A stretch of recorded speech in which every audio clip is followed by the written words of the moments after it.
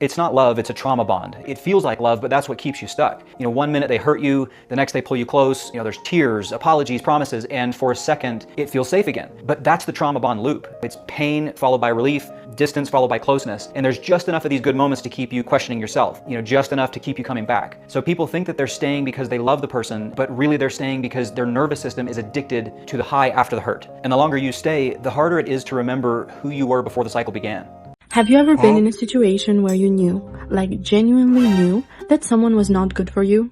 You could see it clearly, your friends could see it, everyone could see it, and yet you kept going back, kept answering the messages, kept giving one more chance, and you could not explain why. You told yourself it was love, and maybe it was, but maybe, and this is what we are talking about today, it was something else entirely. Something that feels exactly like love, but is built on a completely different foundation. It is called a trauma bond. And once you understand what it actually is, you are going to see it everywhere, including possibly your own life.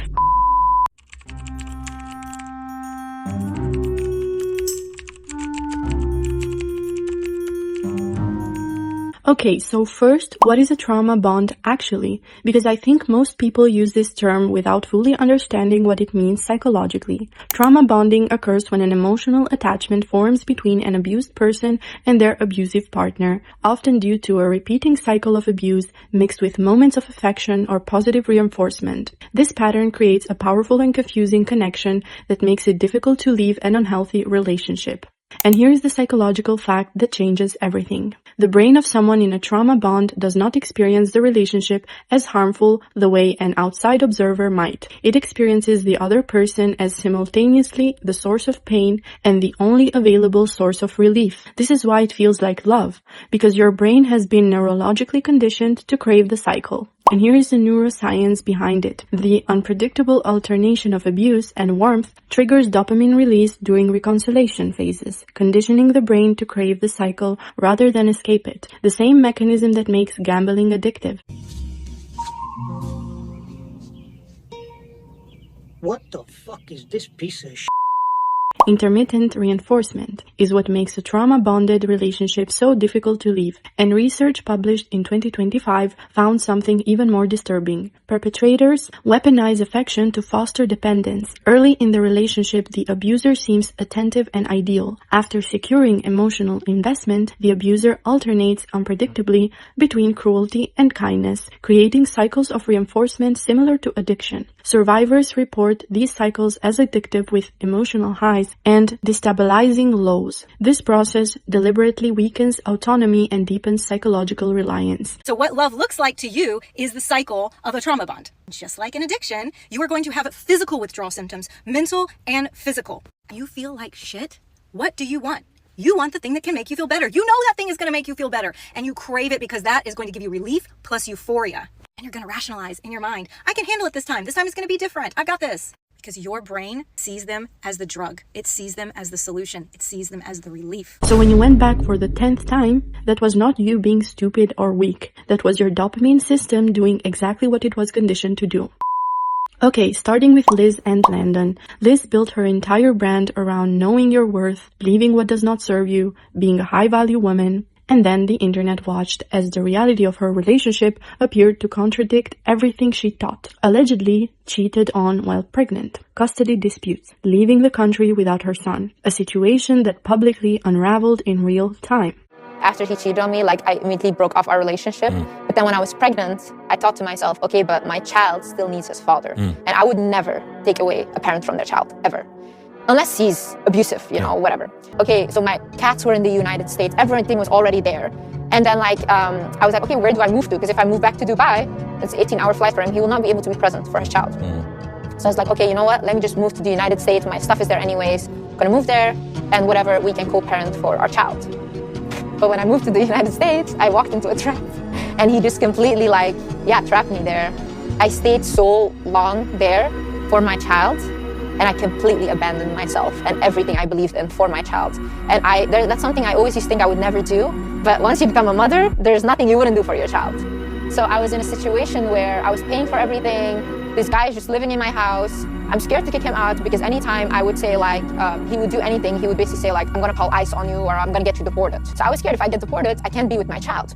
So I was just staying sticking around, mentally abusive in every way. And I was literally like, oh my God, like I'm literally repeating what my mother has done. And here is the psychology of why this happens. Early in the relationship, the other person seems attentive and ideal.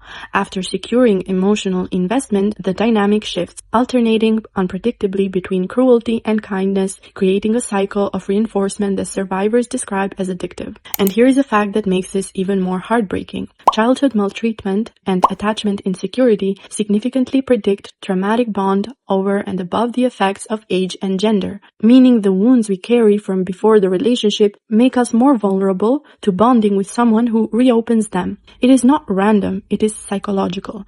The most heartbreaking part of Liz's situation is not that she stayed, it is that knowing something and being able to live it when your nervous system is involved are two completely different things. Madeline, RG, and Central C. And this one is the most relatable of our generation because Madeline described it in a way that every single person who has been in this situation will immediately recognize. Like, it can genuinely be us against the fucking world. All we have to do is be like this. Like, that's it. Just communicate. Be my best friend. And everything else will fall into place. What does the word love mean to you?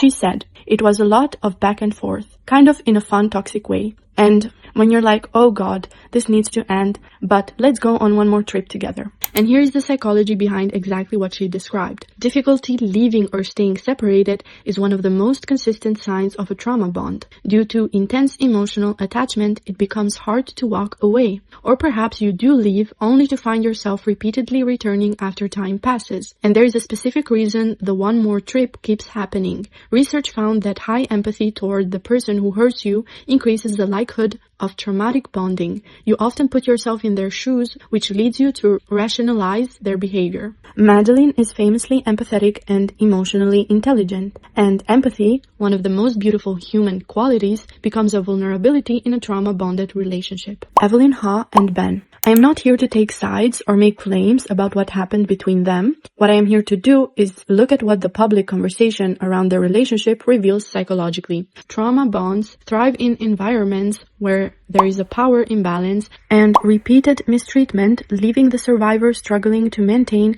their sense of self and questioning their own reality. On a scale of 1 to 10, how pretty do I look today? You look scary. Why? I just feel scared. Wait, why are you scared? You just look weird. Why do I look weird?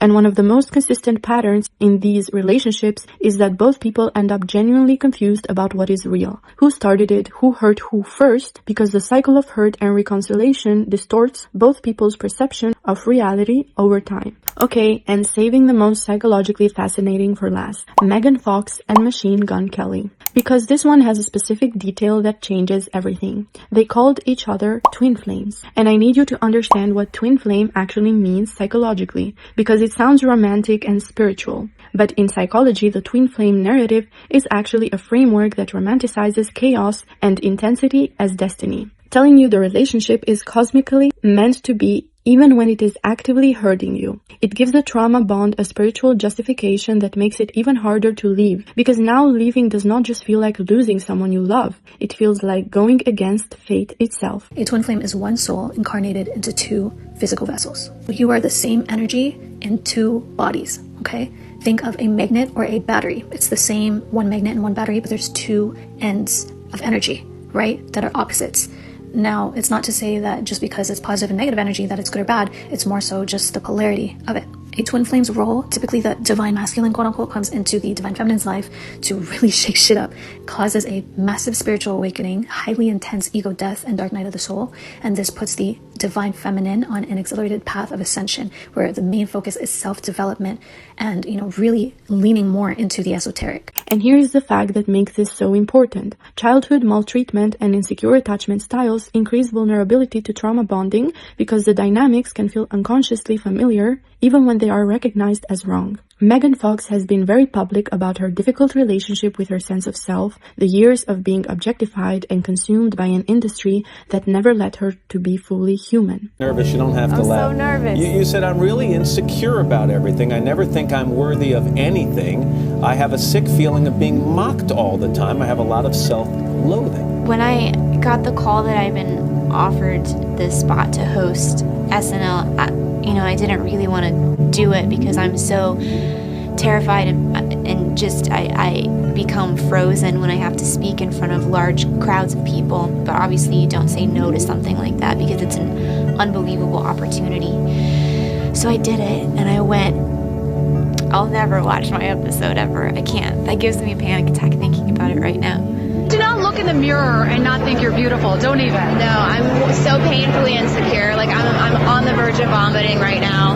I'm so horrified that I'm here and embarrassed and scared. Machine Gun Kelly has described his own difficult childhood extensively. Two people with deep wounds finding each other and calling the intensity of that chaos twin flames. That is not fate, that is two nervous systems recognizing each other's pain and mistaking familiarity for destiny. The twin flame became a trauma bond that finally ran its course. And I want to leave you with something that psychologist Patrick Carnes, the man who first identified and named trauma bonding in 1997, wrote, "Trauma bonding is the misuse of fear, excitement, and emotional physiology to create dependency in another person, to create dependency, not love, dependency. You are not weak, you are not stupid, you are not broken, you are bonded. And trauma bonds are not signs of weakness or mutual dysfunction. They are predictable outcomes of psychological entrapment, and entrapment, unlike love, can always be undone."